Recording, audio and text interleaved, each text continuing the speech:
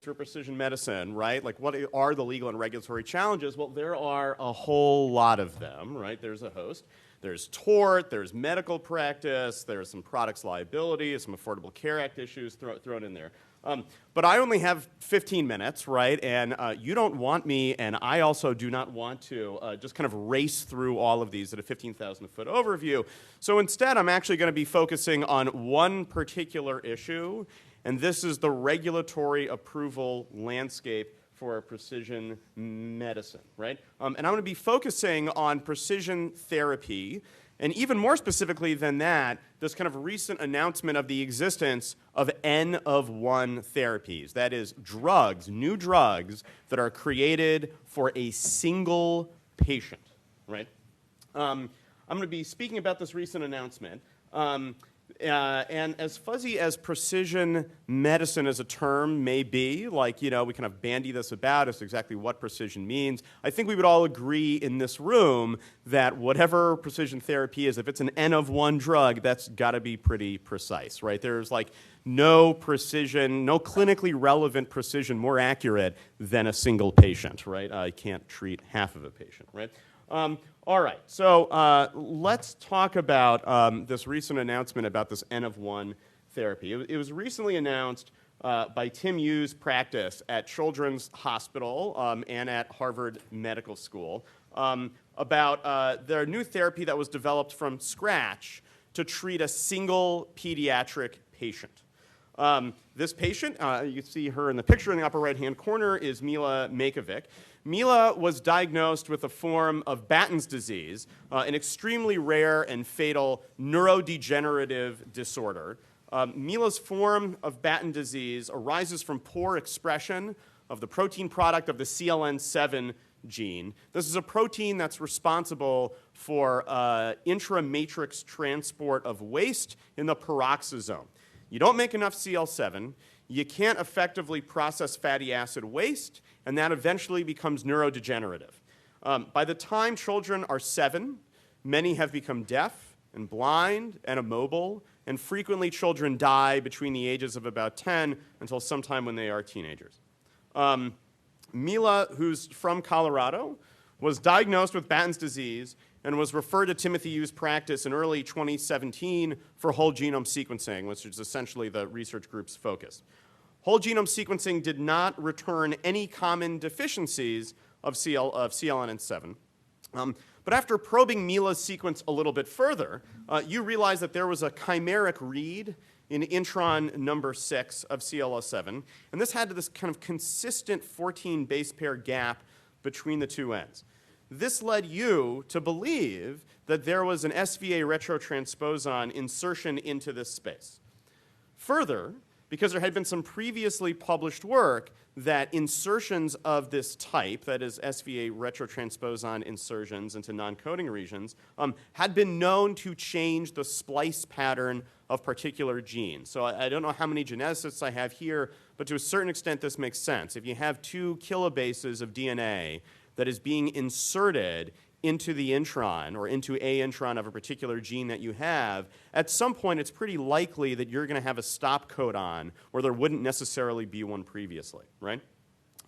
So you investigated whether the same thing was in operation in Mila's case too, and lo and behold, it did. The insertion that they found produced a splice variant in the middle of intron 6, which you'll see in the lower left-hand corner here, right? This ultimately led to the truncating of the particular protein. And here's where I think things take an exciting technological turn, right? You may recall that recently in December of 2016, the FDA approved a drug called Spinraza. Spinraza is indicated for spinal muscular atrophy, which is also, like in Mila's case and Batten's disease, a neurodegenerative disorder. Not only that, but the most common form, the most common genetic form of spinal muscular atrophy is also caused by a splice variant, or maybe I should be a little more specific, it can be repaired by a splice variant. The drug, Spinraza, all that it is simply an antisense oligonucleotide to correct the splice variant by essentially masking the defective splice site. Once you know this information, And once you know that Mila's illness is being caused by a splice variant, this presents an obvious implication. Why not just make a custom oligosense a custom antisense oligonucleotide just for Mila, right? And so you, to him and his lab's credit, and to Children's credit as well, got to work. They designed an antisense oligonucleotide. They confirmed that it worked by RT-PCR to see whether or not it actually was having an effect on splicing in vitro. They did histological validation, this is, you'll see in the bottom right-hand corner, of the sample. They farmed out the manufacture of this drug to 2 contract laboratories, one in California and one in Florida, and they developed a protocol for intrathecal injection. The generic name of Spinraza is nusinersen, so Yu's team decided to call their drug, developed only for this one patient, Milacen, right? So, time to give the treatment to Mila, right? We've created a drug just for her. But there is just one problem, the FDA. Or better, I should say, it's the Food, Drug, and Cosmetics Act that makes this a little bit difficult. The Food, Drug, and Cosmetics Act, it prohibits the introduction of new drugs into interstate commerce without evidence that they are safe and effective, which, as everyone in this room knows, means without performing clinical trials. How can you perform a clinical trial on a patient population of exactly 1, right? It's no longer a trial at that point. Clinical trials are complex. They are costly. They take time. Mila's disease would have progressed to an unactionable point by then. By the time you actually were going to conduct a full-blown clinical trial, in that sense of a word, if that even makes sense, for an N of 1 therapy, frankly, Mila would have probably already been dead, right? But there is an answer, right? This is not the only way of doing things. The FDA has an expanded access pathway which contemplates treating individual patients prior to a drug's approval. Now, to be clear, the expanded access pathway contemplates treating individual patients prior to a drug's approval for which a drug is already under at least phase 1 studies, not to create an entire drug from scratch and then decide to apply for an expanded access application, right? To date, that is prior to this case, this pathway had never been used to provide access to a custom drug, right? So kudos, I should say, to Children's Hospital's lawyers, kudos to the FDA, and kudos to you and Mila's parents for going down this kind of regulatory peculiar road, right? Let's spend a few minutes talking about what one needs for truly precision therapy, right? Well, if you've read FDA guidances before, the first thing you always need when you're submitting something to the FDA is the cover sheet, right? All right, so aside from the cover sheet, right, a number of the requirements for an expanded access application are going to be pretty easy to demonstrate for an N of 1 patient here, right? Let's take 2, 4, 5, and 6 as examples here, right? The rationale for the drug's use, right? The patient is the person who's going to be using the drug and nobody else, right? Things like this seem like they could be relatively easily satisfied, right? But there are still a couple of complications when it comes to N of 1 therapies, right? The method of administration of the drug dose and duration of the particular therapy. How would you know what the appropriate metrics are for a brand new therapy for which there is no comparator, right, that you have not tested previously, right? Like, how would you be able to figure that out, right? The pharmacological and toxicity that would, quote, ordinarily satisfy safety and efficacy. Again, brand new custom-made therapy, sometimes kind of first in their own class. What does it mean to ordinarily, quote unquote, satisfy something that is literally unique in the world, right?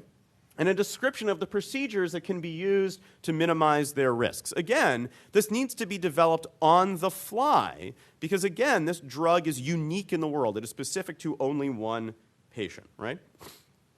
So fortunately, Yu's team and FDA worked together to essentially develop a brand new protocol for these single-patient drugs, right? And so the FDA's ultimate determination is also here in the CFR. Like, what is the FDA looking at once you submit your expanded access application? And essentially, for single-patient trials, which is essentially what this is what it is here, right? First, the physician must determine that the probable risk is not greater than from the disease itself. Again, this seems to be a particular easy case. To a certain extent, Yu was fortunate, right, that this illness was a fatal one because this is an extremely easy hurdle to overcome here. The options were that there were no other treatments available, period, including there were no other treatments even under investigation at the time. So the risk-benefit ratio was something relatively easy to satisfy.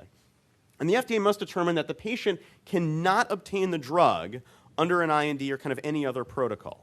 Here the FDA was looking to see whether or not there were anything else in the pipeline that would have otherwise worked. If the answer to that question was yes, then the FDA was primed to actually reject this application for expanded access, right?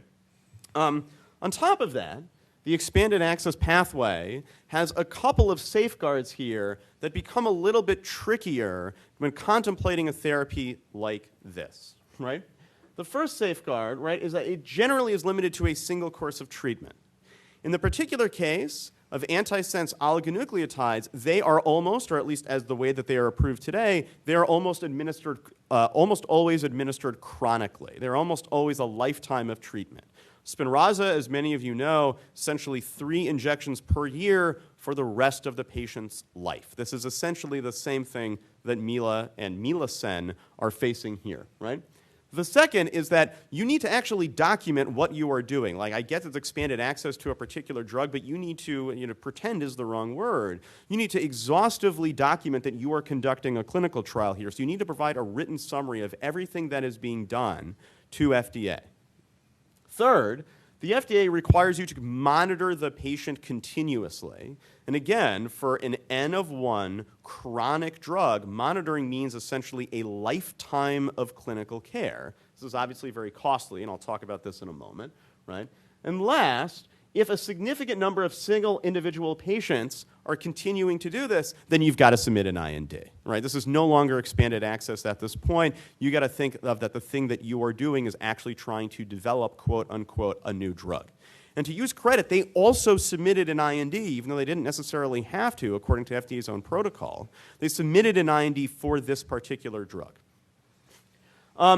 This, obviously, as I hinted at earlier, raises a number of ethical and legal issues and some things to learn about for learning healthcare systems. As you will see, this was published only last week in NEJM from Janet Woodcock, right, from the head of CDER at FDA, right? And there she says that this new drug discovery paradigm raises many ethical and societal issues, and I think that these are worth considering, and these are especially worth considering if you are working at a learning healthcare system that is interested in doing procedures just like this. So there's just a couple of them, right? First is cost. Doing this from soup to nuts, creating a drug from scratch, was not cheap. This drug, Milacen, cost about somewhere between $1 million and $2 million, with the money fronted mainly by Children's Hospital, but also by a number of private foundations, one of which was one called Cure for Mila, which was run by Mila Mackovic's parents, right? The second thing to think about is the risk. You are creating a drug from scratch. You are not otherwise conducting a clinical trial, and the risk is totally unproven in humans. The downstream genetic effects of using this ASO in this particular context are frankly entirely unknown. You may remember from a couple of slides previously when they designed the ASO for Mila, right, they really tried to make sure that they were creating a unique ASO to that particular splice site in the genome. But that obviously is not a guarantee, and some off-target effects not only are likely, but some of them may be detrimental to the patient. Third is expertise. if you're doing this in a learning healthcare system, well, you're doing a lot of learning. But the learning that you are doing, frankly, is not about how to treat patients better in the large scale. The learning that you're doing is how to be drug developers, right? Exactly what you need to learn to create a custom drug for each patient. This may or may not be worth the candle for some learning healthcare systems out there. Right? Third, right, you have this issue of false hope, right? Once we've created an N of 1 therapy, every parent who has a pediatric patient, that is their child, that has a splice variant similar in nature is going to want a similar treatment. Your N of 1 becomes an N of everyone, and that may not be a sustainable model. In addition, the resource allocation for something like this is burdensome, right? There are just not nearly enough clinicians and tech time and laboratory sequencing throughput out there to do this for every patient who is experiencing something similar. Oh, right? Last, or second to last, the regulatory burden about this on FDA is particularly high. The number of staff hours that FDA spent just dealing with this one drug for one patient is enormous. The staff hours to patient improvement ratio exponentially increases. Essentially, the denominator stays almost fixed, and the numerator rapidly grows. It's not a sustainable model for regulators that we have now. We need to start thinking about better ways of doing this if this is one of the paths forward. And then last, the reality is that this is probably going to contribute to a number of health inequities out there. Mila was lucky. She was born to wealthy, well-connected parents who were able to get in front of a clinician at a Harvard hospital. Needless to say, that is not the way things usually work for the vast majority of patients suffering from rare genetic illnesses out there. What to do about them? Right? That's it. Thank you very much for your time.